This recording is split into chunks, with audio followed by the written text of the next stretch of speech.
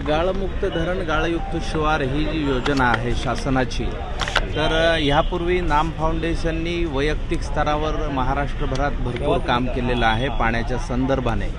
आणि गतवर्षी टाटा मोटर्स बरोबर जवळपास 10 जिल्ह्यांमध्ये नाम फाउंडेशनचं काम चालू आहे। गेल्या वर्षी जवळपास 125 गावांमध्ये नामने 15 लाख क्युबिक मीटर इतका गाळ काढलेला आहे।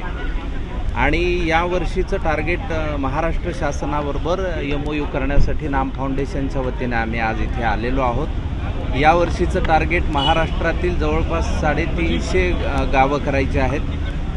गतवर्षी जसे 10 जिल्हे नामच्या अखत्यारीत होते तसं यावर्षी नाही आहे। यावर्षी संपूर्ण महाराष्ट्रभरात हे काम करायचं आहे शासनाच्या मदतीने।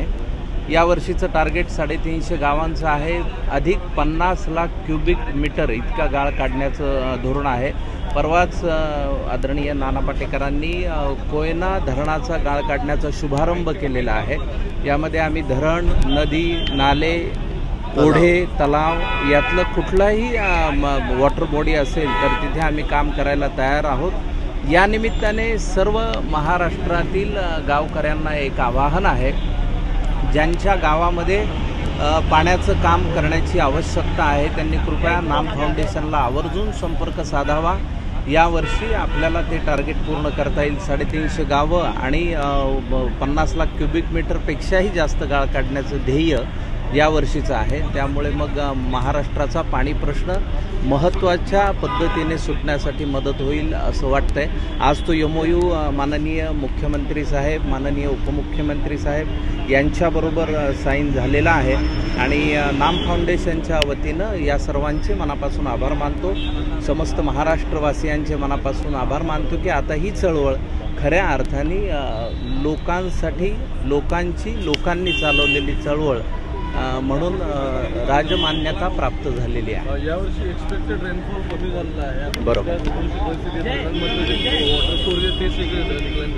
या संदर्भात तुम्ही तर नाम फाउंडेशन तर्फे काही चर्चा वगैरे झाली का की मुळात कसं आहे की यंदा पाण्याच्या कामासाठी पहा, आता निसर्ग चक्र आपल्या हातात नाही। यंदा अल निनोचं भाकीत हे साधारण मार्चपर्यंत आहे। त्यानंतर कदाचित अल निनोचं वातावरण बदलू शकेल असंही शास्त्रज्ञांचं म्हणणं आहे। त्यावर आपण सगळे अवलंबून आहोतच। दुष्काळ हटवण्यासाठी शासन स्तरावर महत्त्वाची मदत होईलच। शासन जे करेल ते पण NGO म्हणून आणि लोकांचे म्हणून आमच्या अखत्यारीत जे काही आहे ते सर्व करण्याची आमची तयारी आहे। नाना, तुम्ही निवडणूक लढणार अशा देखील काही चर्चा होत्या शिरूरमधून। मला फक्त तुम्ही कळवा मी कुठून लढवणार आहे। अमोल कोल्हेंच्या जागी नाही, म्हणजे मला खूप ठिकाणून मी निवडणूक लढवणार असं येतं आहे। फक्त मला ते कळलं कुठून लढवणार आहे तर बरं होईल। अमोल कोल्हेंच्या जागी आपलं नाव चर्चेत होतं। अरे, राजकारण हा माझा प्रांत नाही आहे। आपल्याला हे काम करता येणार नाही, कारण हे करण्यामध्ये जो समाधान आहे ना ते मला नाही वाटत तिथे गेल्यानंतर मला मिळेल। आणि एकतर काय मनात आलेलं सगळं आपण बोलून टाकतो, मग तिथे ते कोणाला कितपत पटेल आणि कितपत मला राहू देतील त्यामुळे। पण ह्या माध्यमातून आपण आता सगळीकडेच जे करतोय, आणि आता ही सगळ्यात महत्त्वाची गोष्ट, आज महाराष्ट्राबरोबर MOU झालेला आहे गव्हर्नमेंटबरोबर। पण आपली ही चळवळ जी आहे ती आता महाराष्ट्रापुरती मर्यादित नाही राहिली।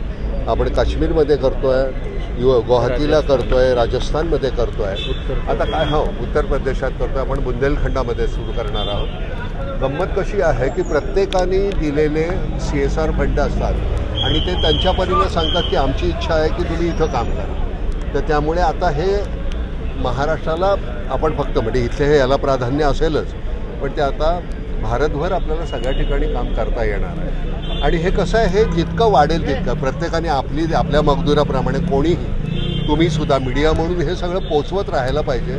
आणि आपल्या मजदुराप्रमाणे आपण प्रत्येकाने काम करत राहायचं। लोकांच्या उपयोगी आपल्यासाठी आपण जगत असतोच आणि त्यामुळे हे करत राहूया आपण। आणि माध्यमासमोर आहेत त्या निमित्ताने एक संधी घेतो की गेल्या 9 वर्षामध्ये, आता 9 वर्ष पूर्ण होतील नाम फाउंडेशनला, पण 8 वर्षामध्ये नाम फाउंडेशनने जवळपास महाराष्ट्रातील 659 गावांमध्ये पाण्याचं काम केलेलं आहे। या व्यतिरिक्त नामचे 42 हेड्स खाली विविध कामं आहेत. तर नामचं पुण्याला फर्ग्युसन रोडला प्रमुख मुख्य ऑफिस आहे. ज्या कोणाला नामविषयी जास्त जाणून घ्यायचे त्यांना वेबसाईटलाही भेट देता येईल आणि ऑफिसलाही भेट देता येईल. तुमचं सर्वांचं मनापासून स्वागत आहे. 7.9 TMC एवढं आपलं काम झालेलं आहे. खडकवासल्याची क्षमता आहे, पाणी क्षमता 1.7 TMC. त्यामुळे अशा 4 खडकवासला होतील इतकं आपलं काम झालं. 4पेक्षा जास्त 4.5-5. मुद्दा हा नाही आहे की आपण किती काम केलं आहे आणि बघा तुम्ही असं, पण ह्या एक माप असावं म्हणून तुम्हाला ते सांगितलं. आणि हे सतत करूया बरं. ह्या माध्यमातून केलेलं काम आहे, मग त्याच्याबद्दल कुठले पुरस्कार किंवा मान सन्मान हा कुठलाही उद्देश नाही आहे. आणि आज नशिबानं मकरंद हा सगळ्यात जास्त बिझी असतो. आज इथं गेला, उद्या तिथं गेला, पण आज आमच्या नशिबानं सगळीच मंडळी इथे आलेली आहे. त्यामुळे गणेश आमचा सगळं प्रामुख्यानं काम करणारा गणेश आहे, मल्हार आहे, चंद्रा आमचे हे आहेत, खजिनदार आहेत. त्यामुळे एकाही पैशाचं, स्वतः सिंह असल्यामुळे आमचा एकाही पैशाचा कुठेही आपला अपव्यय आणि भ्रष्टाचार अशी कधीही गोष्ट होणार नाही याची खात्री बाळगा. कधीही काही त्याची गरज लागणार नाही. आपल्याला CSR फंडामधून यावर्षीचं उद्दिष्ट होतं 10% जे होतं ते आत्ताच 40% झालेलं आहे. त्यामुळे पैसे द्यायला लोक इतके तयार असतात, फक्त तुमच्याकडे तो कार्यक्रम असायला पाहिजे. आपण अजून काहीतरी छान झालं की तुमच्याशी पुन्हा बोलायला येऊच आम्ही. काय एक वेगळा प्रश्न आहे की गेल्या वर्षभरात हे सरकार आल्यानंतर शेतकऱ्यांच्या आत्महत्येचं प्रमाण 1.5% म्हणजे 1.5 पटीने काहीतरी वाढलेलं आहे. अमरावतीचा जो पूर्ण ॲडमिनिस्ट्रेटिव्ह रिजन आहे इथे महाराष्ट्राच्या सगळ्यात जास्त आत्महत्या झाल्या. तुम्ही आता नाम फाउंडेशनचं काम करता. नाम फाउंडेशनची सुरुवातच ही सुरू झाली की ती शेतकऱ्यांच्या आत्महत्या कमी व्हाव्या याच्यासाठी ती सुरुवात झाली. तर त्यामुळे त्याच्यासाठी जे प्रयत्न करता येतील ते मी परवासुद्धा बोललो की हमीभाव जो आहे, जोपर्यंत माझा उत्पादन खर्चाच्या तुलनेमध्ये मला 1.5 पट जर मिळालं ते तर मला सगळं सोपं जाईल. पण माझा उत्पादन खर्च 10 रुपये आहे आणि मला भाव जर का 7 किंवा 6 रुपये मिळत असेल तर आम्ही ते पिकवायचं. असा तो मुद्दा होता. पण तो हमीभाव मिळेल. मला या सरकारकडनं खूप अपेक्षा आहेत आणि कुठलं सरकार आहे याच्यापेक्षा होतंय की नाही काम हे महत्त्वाचं.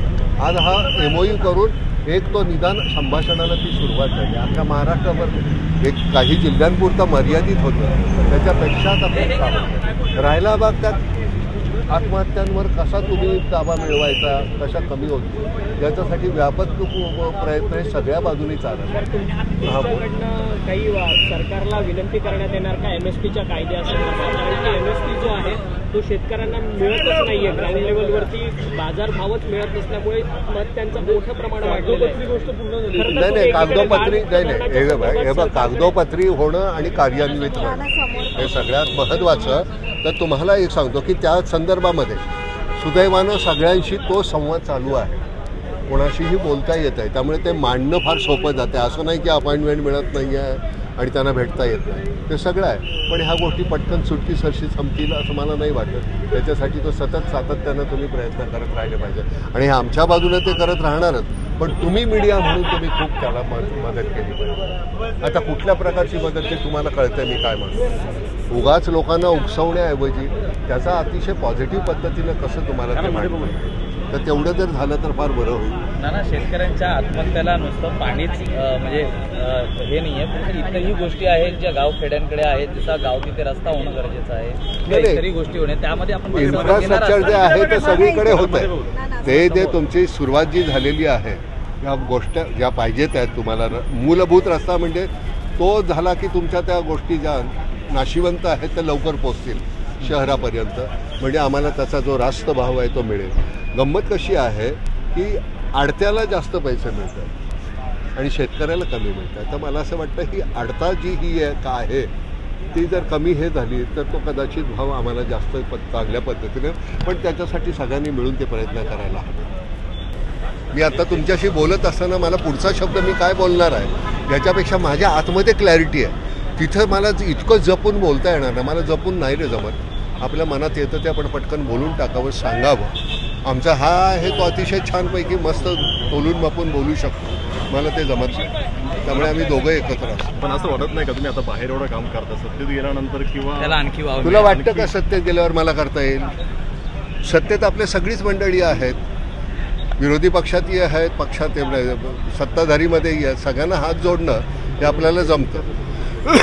पण मी जनतेकडे हात जोडून मी कधीही म्हणणार नाही की मला तुम्ही निवडणुकीत मतं द्या. मी कधी उभा राहणार नाही, ती गोष्ट वेगळी. नुसता मी उभा आहे असं म्हटल्यानंतर निवडून देता आलं पाहिजे, इतकं तुमचं काम छान असायला पाहिजे, तुमच्याबद्दल विश्वास असायला पाहिजे. अनेक राजकीय नेते म्हणतात, अजित पवार असतील तर का आम्ही विकासासाठी सक्षम जातो. आता ते अजित पवारांना जे प्रश्न विचारायचे ते मला कसे विचारता तुम्ही? परंतु काल पण वायकरांचा पक्षप्रवेश झाला, विरोधकांना फंड देत नाही आहेत आणि आम्ही विकास कामांसाठी सत्तेत जातो. वायकर कोण? रवींद्र वायकर, माजी मंत्री शिवसेनेचे. मला माहिती नाही. अरे मला खरं सांगू का, मला कोणीच काही मला माहिती नाही. मी गावाखेड्यात जातील तिथली माणसांची मला नावं विचारलीच होतं, पण इथे ही मंडळी कोण आहेत ती मला खरंच माहिती नाही. त्यांचा कुठे होते, कुठल्या पक्षात होते? सध्याचे ठाकरे गटात होते आणि आता कुठे गेले? शिंदे गटात. ना सध्याच्या राजकारणाविषयी नेमकं मग मत काय आहे आपलं?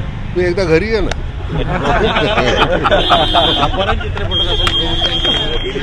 हो,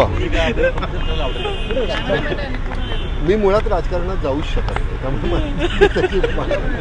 तुम्ही किती आलटून पालटून अशा त्याचे प्रश्न विचारले तुम्ही मला पकडू शकत नाही.